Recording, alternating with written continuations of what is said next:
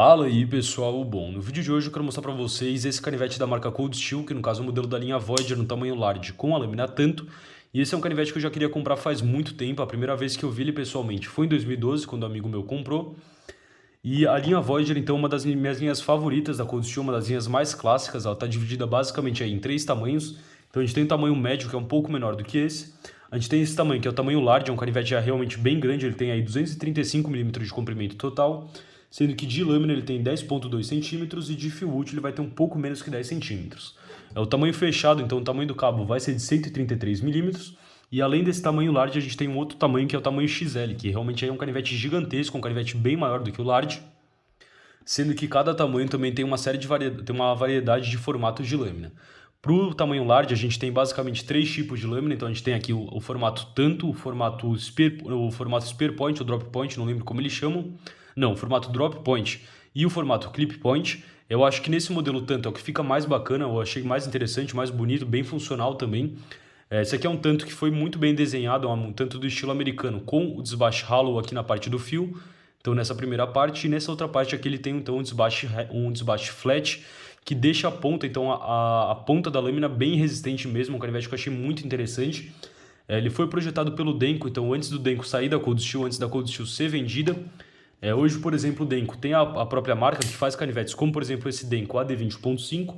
E uma coisa que eu acho muito interessante é que esses dois canivetes têm o mesmo aço. Então antigamente lá em 2012, quando meu amigo comprou, por exemplo, esse canivete utilizava o aço AUS8A, que é o mesmo canivete, por exemplo, do Tough Light, mas depois eles então atualizaram aí para o aço AUS10A. Eu acho muito interessante porque eu não lembro se a Denko chama o FRN deles de Grivex também, mas são canivetes que realmente têm praticamente os mesmos materiais. É claro que a trava muda, eu vou comentar sobre a trava, mas o Voyager, embora seja um canivete bem maior, é um canivete muito mais barato que o Denko.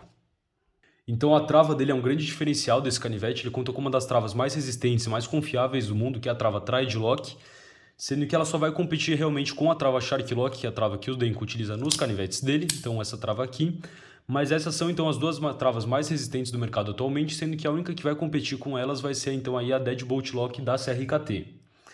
Então uma trava muito resistente, ela funciona como se fosse um backlock. Se você colocar o dedo aqui, você pode apertar a trava e fechar a lâmina dessa forma.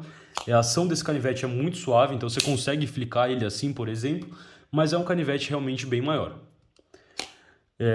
Então a trava Threadlock ela é bem parecida com uma trava backlock, por exemplo, uma backlock convencional, só que enquanto a backlock convencional a trava fica encostando diretamente na lâmina, a trava Threadlock ela tem esse pino entre a lâmina e a trava. Então todo o estresse que a lâmina passa, ao invés de ir diretamente para a trava, vai primeiro para o pino, que passa para o cabo do canivete.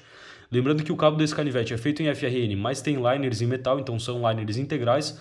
É um canivete realmente muito parrudo, ele vai pesar aí 133 gramas, então eu acho que é um canivete leve pelo tamanho, mas é extremamente robusto. Ele tem a lâmina aí com 3,5 milímetros de espessura. O meu eu comprei lá na Amazon, eu vou inclusive deixar o link para uma série de modelos da Cold Steel lá também, juntamente com ele. Sendo que ele vem então nessa caixinha aqui, é uma caixinha bem simples da Cold Steel. Aqui a gente tem mais algumas informações, como o tamanho, que eu já passei para vocês, a questão do aço e tudo mais. Aqui a gente tem então a questão da garantia. Ele é um canivete que você só pode usar ele com o clipe tip-up, então com o clipe com ele no seu bolso, com a ponta para cima. Porém, você pode trocar o clipe tanto para destro como para canhoto, mas são clipes diferentes. Então ele vem aqui na caixa. Aqui tem até o código dele e tudo mais. Mas na caixa ele vem então também com outro clipe. Esse aqui é um clipe para canhoto.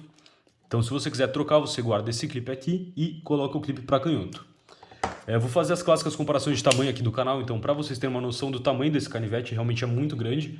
Aqui está ele do lado do Ontario Hat 1, então ele é maior que o Ontario Hat 1, que já é um canivete bem grande. E aqui tem ele então do lado do Ontario Hat 2, que é um canivete bem menorzinho mesmo. Outra comparação de tamanho que eu acho interessante de fazer com ele é justamente com o Spyderco Endura 4. No caso, esse aqui é o Endura 4 com a versão Full Flat Ground, porque na época que eu queria muito comprar ele, lá em 2012 e tudo mais, era uma briga muito boa entre o Endura e ele.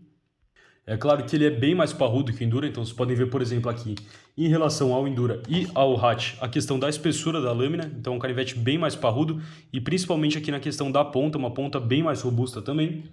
Então colocando o Endura ali para o lado. Outro modelo que eu acho interessante comparar ele é justamente o SR1 Lite, que é um outro modelo que o Denko fez na Cold Steel também. O SR1 Lite também tem versões dele com a lâmina tanto, então vocês podem ver.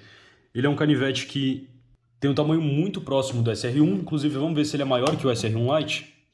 Ele acaba sendo um pouco menor, então colocando assim um pouquinho menor que o SR1 Lite, mas na questão de fio útil eles são realmente bem parecidos, é um canivete bem grande.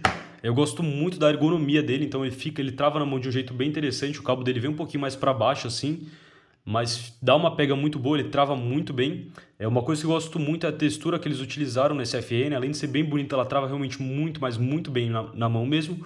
Porém, a gente tem aquele problema que a gente costuma ter com os canivetes da Cold Steel, que é justamente o fato de que ele come muito bolso. Então esse aqui é um clipe que vem bem duro e o clipe fica justamente nessa textura que é bem agressiva. Então eles poderiam muito bem fazer algo como, por exemplo, os canivetes da Denko ou da própria Spyderco, onde o clipe fica em cima de uma parte lisa. Então aqui, por exemplo, o clipe fica apoiado em cima de uma parte lisa, bem mais tranquilo para colocar e tirar do bolso, enquanto esse modelo aqui o clipe fica na textura. Então realmente quando você coloca, você sente que ele vai detonando bem o bolso das calças. É claro que dá para tentar aliviar então um pouco a tensão do clipe, que vai ficar um pouquinho menos, vai ficar um pouco menos agressivo, mas mesmo assim eu ainda acho que eles deveriam fazer a parte embaixo do clipe com uma parte de FRN lisa. Então ele também não é um clipe Deep Carry, aqui a gente tem um buraco para Lanyard também, e se vocês forem olhar como ele fica no bolso, então no papel aqui é até um pouco difícil de colocar, mas como ele fica no bolso, então fica chamando uma boa atenção, porém é muito tranquilo de você pegar e puxar ele assim. Então para pegar essa parte que sobra aqui do clipe ajuda muito a puxar, e é um modelo que eu acho bem interessante para colocar o Snaggletooth. Então para deixar ele, por exemplo, assim como tá meu Ka-Bar Dozer, então com a abertura Wave, trocar esse thumb stud dele justamente por um Snaggletooth para ele já sair aberto do bolso. Então ele fica como um Endura Wave, que quando você puxa já sai ali aberto do bolso. A ação dele, embora ele utilize o washers, é muito suave. Eu lembro de em 2012 eu ficar impressionado quando eu peguei, porque eu estava acostumado com canivete Xing Ling, com canivete de menos qualidade aí, e realmente não imaginava que um canivete podia ser tão suave, então realmente é muito suave a abertura dele. É um canivete que você consegue, então na câmera fica um pouco mais difícil, mas você consegue flicar ele numa boa, na hora de fechar, só liberar a trava ali, que a lâmina já cai também. Os thumb studs dele eu acho bem tranquilo de você acionar. Lembrando que se você quiser tirar esse thumb stud, seja para afiar, no caso eu acho que não precisa tirar ele para afiar, mas se por algum motivo você quiser tirar esses thumb studs, basta usar uma chave de fenda. E uma coisa interessante dele é que justamente por ser uma lâmina tanto, vai ser uma lâmina que ela vai dar um pouco mais de trabalho para afiar, no sentido de demorar mais, mas é uma lâmina que ela é mais tranquila de afiar justamente porque são dois fios retos. Então para você afiar, você consegue afiar, por exemplo, primeiro esse lado aqui com fio reto e depois esse lado aqui. É claro que o meu vou afiar utilizando o meu KME, então afiar utilizando o sistema de ângulo fixo. Mas para afiar lâminas tanto, então não tem segredo, é basicamente você afiar primeiro uma parte, depois a outra. A afiação de fábrica dele realmente é muito boa, o Steel capricha muito bem na afiação de fábrica dos canivetes. Ele vem aqui, ó, um fio excelente, é um fio Corse, mas é um fio Corse que corta muito, muito bem mesmo. Eu gostei bastante da questão da espessura dele, então, atrás do fio. Vou tentar mostrar para vocês melhor aqui. Como é um canivete tão grande, acho que vai ficar mais fácil mostrar nesse sentido. Ele fica bem fino ali atrás do fio, então o canivete tem um poder de corte muito bacana nessa parte aqui do hollow ground. E aqui na parte do flat ground ele também não fica muito espesso, mas é uma ponta mas muito robusta mesmo. Eu acho que ficou um desenho muito interessante esse tanto. Então agora vamos conferir a questão do tamanho dos parafusos que ele utiliza. Aqui ele tem 2 pinos e 3 parafusos, mais 3 parafusos do clipe e o parafuso do pivô. O parafuso do pivô me parece ser um parafuso T10, então 5, 6, 7, 8, 9, 10. Então parece ser um parafuso T10. Vamos conferir aqui. Eu também vou deixar aí na descrição um link para a compra desse kit de bits lá na Amazon também. Então, aqui o parafuso do clipe é um parafuso T10 mesmo. E o parafuso do pivô do resto do corpo então, e do clipe parece para mim ser um parafuso T6. Então aqui são parafusos T6. E no clipe também, só para conferir, devem ser parafusos T6. Então são parafusos T6 para o clipe e para o corpo e T10 no pivô.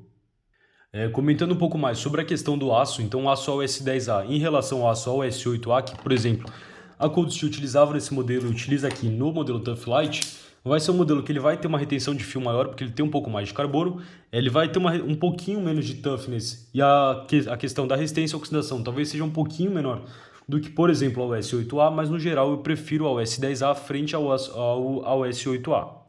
Nos vídeos de teste, então, de retenção de fio, a gente consegue ver que tem uma diferença considerável. E é um aço que eu acho bem interessante, por exemplo, aqui nos modelos da Denko, nos modelos da Cold Steel. Mas eu gostaria de ver ele sempre no preço que a Cold Steel cobra e não no preço que a Denko cobra. Porque embora seja um bom aço, seja um aço que já não é mais um aço de entrada, é um aço que ainda assim não é um super steel para custar o que custa nos modelos da Denko. Na Denko você realmente está pagando bem mais pela questão da trava. Inclusive eu vou deixar para vocês aí também o review do Denko AD20.5 que está disponível lá na loja Facas HQ, e lá vocês têm o cupom EDC Brasil para dar 5% de desconto. Mas é um aço que eu gosto de ver, então a gente ter ele com um valor bem mais em conta nos modelos da Cold Steel.